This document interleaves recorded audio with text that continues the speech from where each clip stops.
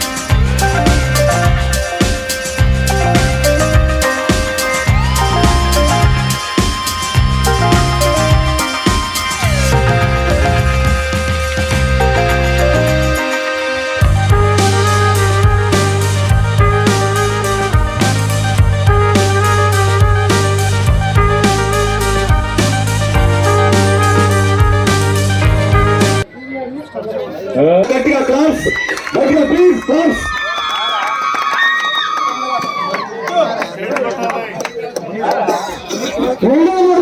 శ్రీకాంత్ పర్వతాడు గట్టిగా class, class కొట్టాలి గట్టిగా. చాలా బాగా ఈ రోజు నుంచి ఫస్ట్ ప్రైజ్ హరియాణతో టీం కెప్టెన్ రావాలి. పిడుగు నరసింహ గారి జ్ఞాపకార్థం వారి మనవడు పిడుగు రామకృష్ణ గారు 15,000 రూపాయలు మొదటి బహుమతి. పిడుగు రామకృష్ణ గారు మన కేశవ శివనాథ్ చిన్ని గారి చేతుల మీదుగా, గొమ్మడి గోపాలకృష్ణ గారి చేతుల మీదుగా వీరబాబు గారు ఫస్ట్ ప్రైజ్ ఫస్ట్ ప్రైజ్ 30 టీంలు వచ్చి 30 టీంలలో కూడా మొదటి బహుమతి పొందారు అడిరావు పట్టింది.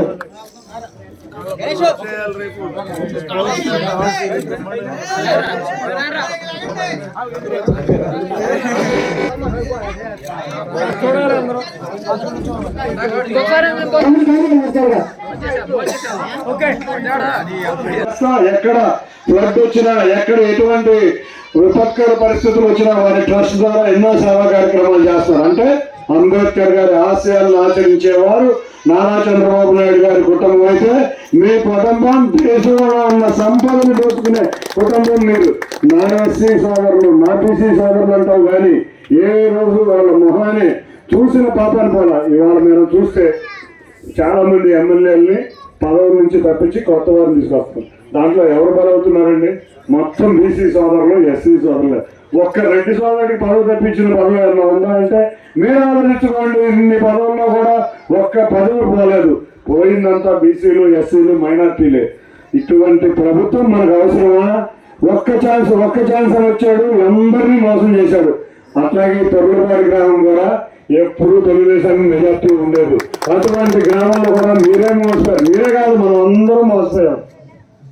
కాబట్టి స్వామి గారి గెలుపు అది విషయమే కాదు, ఎప్పుడో గెలిచిపోయారు. కానీ చంద్రబాబు నాయుడు గారు అసలు నందిగానే ఒక సెంటిమెంట్ తెలుగుదేశం పార్టీకి. చంద్రబాబు నాయుడు గారు మొత్తం ఇదేం కర్మ ప్రోగ్రాం ప్రారంభిద్దాం, ఎక్కడి నుంచి ప్రారంభిద్దాం అని అనుకుంటే ఆయన గుర్తుకొచ్చిన మొట్టమొదటి నియోజకవర్గం నందిగామ. అటువంటి నియోజకవర్గంలో మొట్టమొదటిగా ఇదేం కర్మ ప్రోగ్రాం ప్రారంభించి ఇక్కడ దిగ్విజయంగా మొదలైన ప్రోగ్రాం రాష్ట్రం అంతా బ్రహ్మాండంగా సక్సెస్ అయింది. దానికి మీ అందరి సహకారం, మీరు ఎంతో మంది వాలంటీర్గా వచ్చి ఏ నియోజకవర్గంలోనూ నేను చూడలే. మొన్న ఈ మధ్య తిరువూరు నియోజకవర్గంలో కూడా చంద్రబాబు గారు సభ చెప్తే ఎక్కడ చంద్రబాబు, ఎక్కడ తిరువూరు నియోజకవర్గం, మీరందరూ ఎంత ఉత్సాహంగా వచ్చారో మిమ్మల్ని అందరినీ చూస్తే నాకే ఆశ్చర్యం వేసింది. ఇంత దూరం వచ్చి ప్రయాణించి చంద్రబాబు నాయుడు గారిని చూడాలనే మీ కోరిక, మీ ఆశయం చాలా గొప్పది. ఇంకో విషయం, నేను ఏదో సేవా కార్యక్రమాలు చేస్తున్నాం కానీ అదంతా మన నాయకుల యొక్క, మన కార్యకర్తల యొక్క ధైర్యం. మీరు ఎన్నో కేసులు ఎదుర్కొన్నారు. మీరు నిజంగా చూస్తున్నాం, ఒక్కొక్కళ్ళ మీద 40 కేసులు, 20 కేసులు, 30 కేసులు ఉన్నాయి. అయినా కూడా మీరందరూ ధైర్యంగా నిలబడి, పార్టీని గట్టిగా నిలబడి, ఏ ఆపదలో ఉన్నా, ఏ నాయకుడు ఆపదలో ఉన్నా, ఏ కార్యకర్త ఆపదలో ఉన్నా మీరు పోలీస్ స్టేషన్ ముందు ధర్నాలు చేసి కేసులు పట్టుకుని నిలబడి మొన్నే చూసాం. సౌమ్య గారి మీద ఒక నందిగామ నియోజకవర్గంలో ఒక వ్యక్తి ఒక అసభ్యకరమైన పోస్టు పెట్టారు. కానీ మీరందరూ ధైర్యంగా వెళ్ళి పోలీస్ స్టేషన్ ముందు ధర్నా చేసి ఆ వ్యక్తికి మీద కేసు రిజిస్టర్ చేయాలంటే కొంతమంది అధికారులు, అందరూ నేను చెప్పట్లేదు, కొంతమంది పోలీసు అధికారులు ఇంకా మారలేదు. మీరు దయించి మారండి. 2 నెలల్లో మా ప్రభుత్వం రాబోతుంది. లోకేష్ గారి రెడ్ బుక్ లో మీ పేర్లు ఎక్కించుకోవద్దు. ఆయన ఊరుకునే తత్వం కాదు. చంద్రబాబు నాయుడు గారు అంత మంచి మనిషి కాదు. ఒక్కరి గుర్తుంచుకోండి, అవినీతి చేసిన అధికారులను కానీ, అక్రమ కేసులు పెట్టిన అధికారులు కానీ ఒక్కరిని కూడా వదలను. కాబట్టి అందరూ జాగ్రత్తగా మీరు మారండి. ప్రజలు ఎప్పుడో మారిపోయారు, ప్రజలు ఎప్పుడో మోసపోయామని గుర్తించారు. పోలీసులు కానీ ప్రభుత్వ ఉద్యోగులందరికీ చెప్తున్నాం, తప్పకుండా మీరు మారి ప్రజల పక్షం ఉండండి, అన్యాయాన్ని ఎదుర్కోమని కోరుకుంటూ ఈ అవకాశం ఇచ్చిన మీ అందరికీ పేరు పేరున ధన్యవాదాలు తెలుపుకుంటూ సెలవు తీసుకున్నాను. జోహార్ ఎన్టీఆర్, జోహార్ ఎన్టీఆర్, జోహార్ ఎన్టీఆర్, జై తెలుగుదేశం. Thank you.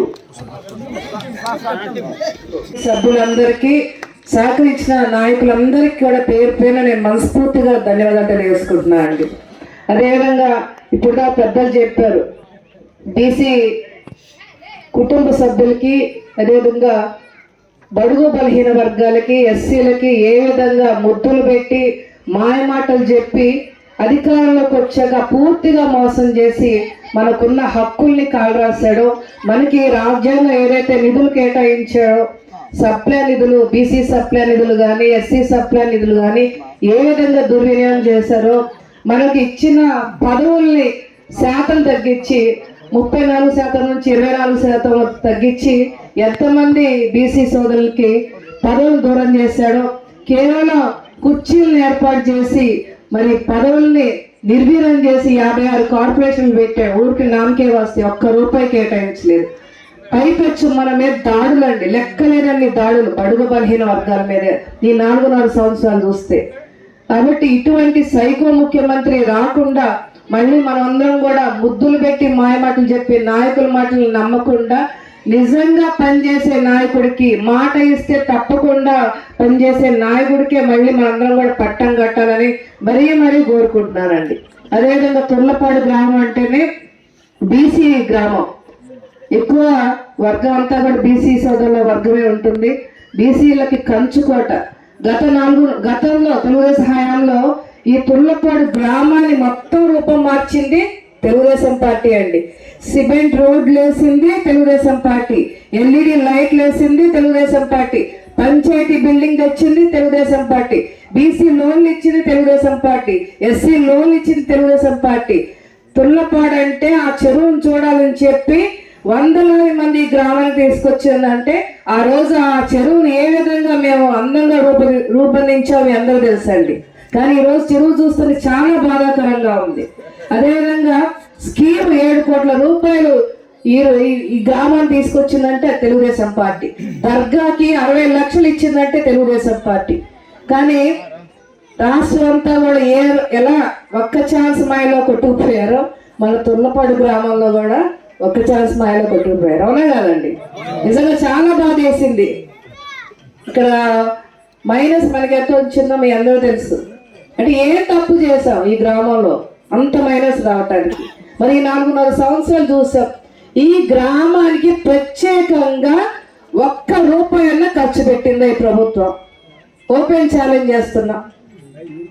కాబట్టి మీరు కూడా గమనించాలి. పనిచేసే ప్రభుత్వం ఎవరో, పనిచేసే నాయకుడు ఎవరో కూడా గమనించాలి. ముద్దులు పెట్టి మోసం చేసే వాళ్ళని దయచేసి నమ్మొద్దండి. చంద్రబాబు నాయుడు గారిని మీరు చూస్తే ఎవరికి ముద్దులు పెట్టరు, మాయమాటలు చెప్పరు. ఆయన ఒక మాట ఇచ్చారంటే ఆ మాట నిలబెట్టుకునే వరకు కూడా పనిచేస్తారు. పనిచేసే నాయకుడు చంద్రబాబు నాయుడు గారు. ఈరోజు చెప్పారు మన గోపాలకృష్ణ గారు ఆ నాయకుడి గురించి. కారణ జన్ముడు. నిజంగా 36 గంటలు హింసించినా కూడా మరి ఒక్క చిన్న కారణం చెప్పవచ్చు, నా ఆరోగ్యం బాగాలేదంటే వెంటనే జైలుకి వెళ్ళే కార్యక్రమాన్ని వాయిదా వేయచ్చు. కానీ మన కోసం, మన రాష్ట్ర భవిష్యత్తు కోసం ఎంత బాధైనా కూడా పంటి బిగున భరించి ఈరోజు మన కోసం జైలుకి వెళ్ళారు. అదేవిధంగా మనతో పాటు ఏ రోజైతే చంద్రబాబు నాయుడు గారు జైల్లో ఉన్నప్పుడు మరి ఈ రాష్ట్ర భవిష్యత్తుకి తప్పకుండా తెలుగుదేశం పార్టీతో కలిసి ముందుకెళ్ళాలని చెప్పి ఆ రోజు పవన్ కళ్యాణ్ గారు మరి వారి మద్దతు కూడా మనకి ఇవ్వటం నిజంగా చాలా హర్షణీయం. వారికి ప్రత్యేకంగా మనందరం కూడా ధన్యవాదాలు తెలియజేయాలండి. ఈరోజు మన లక్ష్యం ఒకటే అండి, ఈ రాష్ట్రంలో ఈ సైకో పరిపాలన అంతరించాలనే లక్ష్యంతోనే జనసేన తెలుగుదేశం పార్టీ ఉమ్మడిగా పనిచేస్తున్నాయి. మనందరి లక్ష్యం ఏదైతే మళ్ళీ రాష్ట్రంలో చంద్రబాబు నాయుడు గారు, పవన్ కళ్యాణ్ గారి ప్రభుత్వాన్ని తీసుకురావాలి. ఆ ప్రభుత్వం రావాలంటే నందిగాల పసుపు జెండా ఎగరవేయాలి. ఆ జెండా ఎగరవేయాలంటే తుర్లపాడులో మంచి మెజార్టీతో మీరు అందరూ కూడా తెలుగుదేశానికి అండగా ఉండాలని కోరుతూ సెలవు తీసుకుంటున్నారు. థ్యాంక్ యూ అమ్మా. ఏదైతే